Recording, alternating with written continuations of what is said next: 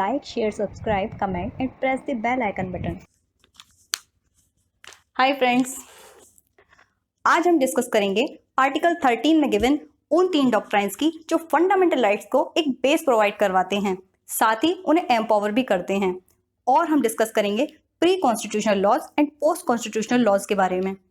तो चलिए शुरू करते हैं। So hi friends, welcome in law fighters and I am Shalini Chauhan. So let's discuss about article 13। आइए अब जानते हैं प्री कॉन्स्टिट्यूशनल लॉज और पोस्ट कॉन्स्टिट्यूशनल लॉज के बारे में। तो फ्रेंड्स, जैसा कि हम सभी जानते हैं कि 26 जनवरी 1950 को हमारे देश का संविधान लागू हुआ और हमारे देश का संविधान लागू होने से पहले हमारे कंट्री में जो भी लॉज चलते थे उन्हें हम प्री कॉन्स्टिट्यूशनल लॉज कहते हैं। और वे लॉज जो संविधान के लागू होने के पश्चात बनाए गए उन्हें हम पोस्ट कॉन्स्टिट्यूशनल लॉज कहते हैं। अब आइए देखते हैं कि आर्टिकल 13 क्या कहता है। आर्टिकल 13 मूल अधिकारों से असंगत और उनका अल्पीकरण करने वाली विधियों के विषय में बताता है। आर्टिकल 13 का क्लॉज 1 ये कहता है कि संविधान पूर्व विधियां यानी कि प्री कॉन्स्टिट्यूशनल लॉज उस मात्रा तक शून्य होंगी जिस तक वे भाग 3 के उपबंधों से असंगत हैं। यानी कि संविधान पूर्व विधियां की प्री कॉन्स्टिट्यूशनल लॉ केवल उसी मात्रा तक जिस तक वे संविधान के भाग 3 के उपबंधों से असंगत हैं, यानी कि उल्लंघन की मात्रा तक ही शून्य होंगी। आर्टिकल 13 का प्रभाव भूतलक्षी नहीं है। Article 13 is not retrospective. तो आर्टिकल 13 का प्रभाव भूतलक्षी नहीं है। इसका मतलब यह है कि संविधान पूर्व विधियां प्रारंभ से ही अवैध नहीं हैं।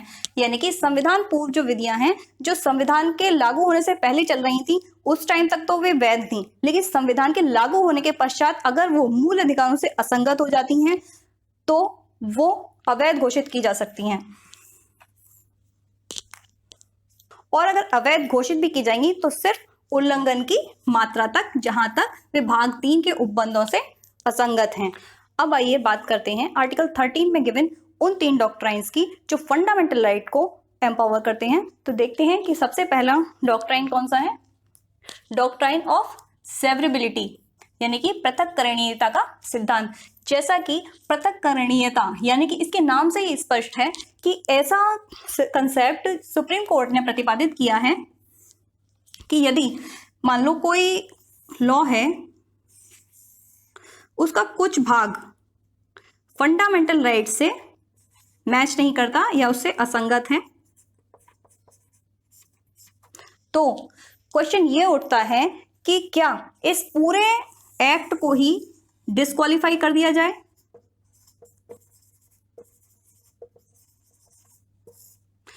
या पूरे इस एक्ट को ही खत्म कर दिया जाए, या फिर केवल इसी भाग को खत्म किया जाए जो मूल अधिकारों से असंगत है। तो इसके लिए सुप्रीम कोर्ट ने यह नियम प्रतिपादित किया है कि अगर किसी अधिनियम का कोई भाग मूल अधिकारों से असंगत है तो उसे उल्लंघन की मात्रा तक शून्य घोषित किया जा सकता है, यानी कि उसी भाग को अवैध घोषित किया जा सकता है जो मूल अधिकारों से असंगत है। लेकिन इसकी एक कंडीशन है कि ऐसा तभी किया जा सकता है जबकि ये वाला भाग समाप्त करने पर उस अधिनियम का मूल उद्देश्य ही समाप्त ना हो जाए। ऐसी कंडीशन में हम इस भाग को समाप्त कर सकते हैं और बाकी जो अधिनियम बचा है उसको हम लागू कर सकते हैं एज इट इज। तो इस कंसेप्ट को हम कहते हैं डॉक्ट्राइन ऑफ सेवरेबिलिटी यानी कि पृथक्करणीयता का सिद्धांत। अब आइए सेकंड डॉक्ट्राइन देखते हैं। सेकंड डॉक्ट्राइन है आच्छादन का सिद्धांत, मींस डॉक्ट्राइन ऑफ एक्लिप्स। ये सिद्धांत कहता है कि संविधान पूर्व विधियां उस मात्रा तक अवैध होंगी जिस तक वे फंडामेंटल राइट से असंगत हैं, यानी कि उन्हें केवल उल्लंघन की मात्रा तक ही शून्य घोषित किया जा सकता है। ऐसी विधियां प्रारंभ से ही शून्य नहीं होती हैं, केवल फंडामेंटल राइट्स के प्रवर्तित हो जाने के कारण मृतप्राय हो जाती हैं। मीन्स जब फंडामेंटल राइट्स लागू नहीं हुए थे उससे पहले तो वो शून्य नहीं थी, उससे पहले वो लागू थी इंडिया में, लेकिन फंडामेंटल राइट के प्रवर्तित हो जाने के कारण, उससे असंगत होने के कारण वो मृतप्राय हो जाती हैं, पूरी तरह से विलुप्त नहीं होती। ऐसे कानून लुप्त नहीं होते, केवल मूल अधिकारों द्वारा आच्छादित हो जाते हैं और सुषुप्तावस्था में रहते हैं। इट मीन्स मान लीजिए ये कोई लॉ है, इसका कुछ भाग मूल अधिकारों से असंगत है,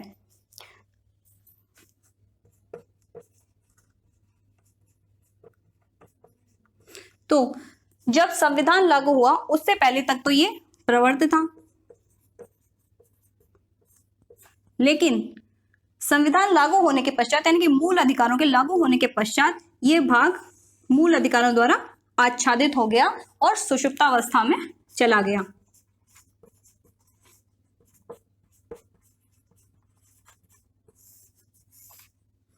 अब ऐसी विधियां पूरी तरह तो लिप्त नहीं हुई।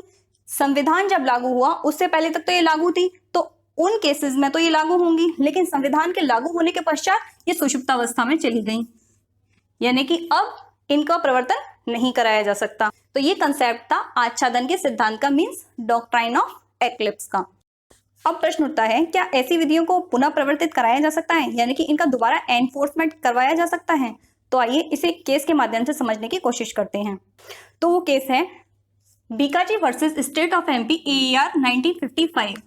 इसी केस में सुप्रीम कोर्ट ने आच्छादन के सिद्धांत को प्रतिपादित किया था। इस केस में क्या हुआ था कि एक संविधान पूर्व अधिनियम राज्य को मोटर व्यापार को अधिग्रहित करने की शक्ति प्रदान करता था, लेकिन अधिनियम जब बना था तब तो वो विधिमान्य था, किंतु 1950 में संविधान के लागू होने के पश्चात आर्टिकल 19(1) घ के उल्लंघन के कारण शून्य हो गया। लेकिन 1951 में संविधान के प्रथम संशोधन पर आर्टिकल 19(1) में संशोधन कर दिया गया और राज्य को किसी व्यापार में एकाधिकार सृजित करने की शक्ति प्रदान कर दी गई। तो इस केस में सुप्रीम कोर्ट ने यह कहा कि जब संविधान लागू हुआ तब ये जो अधिनियम था ये मूल अधिकारों से असंगत होने के कारण उस समय तो शून्य था, लेकिन संविधान का प्रथम संशोधन होने पर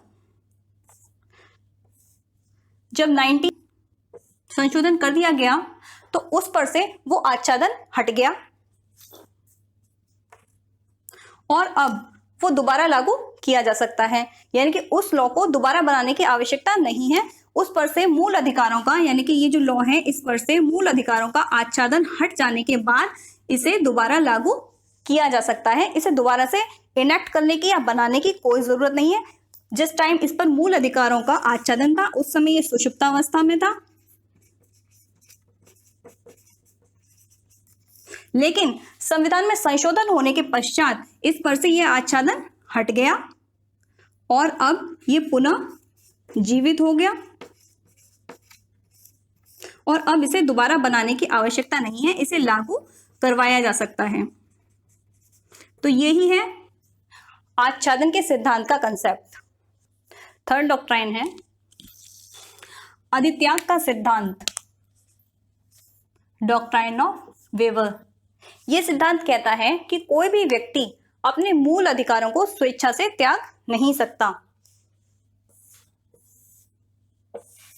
यानी कि कॉन्स्टिट्यूशन के थ्रू किसी व्यक्ति को जो फंडामेंटल राइट्स मिले हुए हैं उनका त्याग वो अपनी इच्छा से नहीं कर सकता, उसे वो फंडामेंटल राइट्स अपनाने ही पड़ेंगे। आइए अब इस कंसेप्ट को एक केस के माध्यम से समझने की कोशिश करते हैं।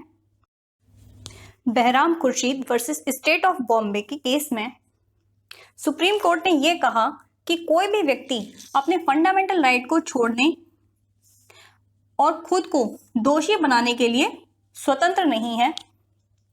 फंडामेंटल राइट व्यक्तिगत हित के लिए ही नहीं बल्कि लोक नीति के आधार पर जन साधारण के लिए संविधान में लागू किए गए हैं, यानी कि किसी एक व्यक्ति का अधिकार नहीं है, ये पूरे जन साधारण का अधिकार है जिसे कोई एक व्यक्ति अपने हिसाब से धारण करना या छोड़ने का निर्णय नहीं ले सकता। यानी कि हर व्यक्ति को फंडामेंटल राइट्स अपनाने ही होंगे, उसे छोड़ने का उसका खुद का कोई अधिकार नहीं है। अब आइए डॉक्ट्राइन ऑफ वेवर को कुछ और केसेस के माध्यम से अच्छे से समझने की कोशिश करते हैं। इसमें Vishweshwar Nath versus income tax commissioner AAR 1959 में यह हुआ था कि आयकर अधिनियम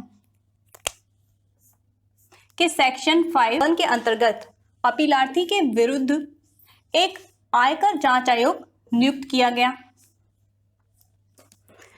आयोग ने पाया कि अपीलार्थी ने एक बहुत बड़ी रकम छपाई थी और इनकम टैक्स फाइल नहीं किया था।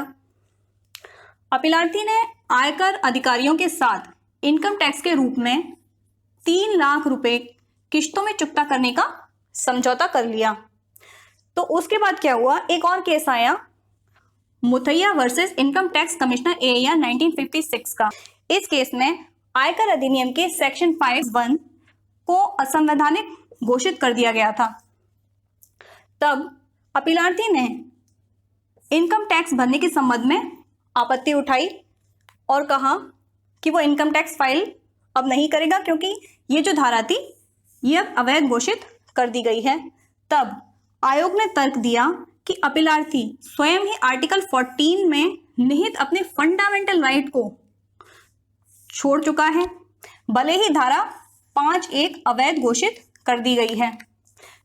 यानी कि आयोग ने यह तर्क दिया कि अपीलार्थी ने खुद ही आर्टिकल 14 में गिवन अपने फंडामेंटल राइट को समझौता करके छोड़ दिया है। तब सुप्रीम कोर्ट ने यह कहा कि कोई भी नागरिक अपने फंडामेंटल राइट का त्याग नहीं कर सकता, क्योंकि फंडामेंटल राइट किसी एक पर्सन के लिए नहीं बने हुए हैं, ये लोक नीति के लिए बनाए गए हैं और जनसाधारण के लिए बनाए गए हैं। इसीलिए कोई भी नागरिक अपने फंडामेंटल राइट का त्याग नहीं कर सकता।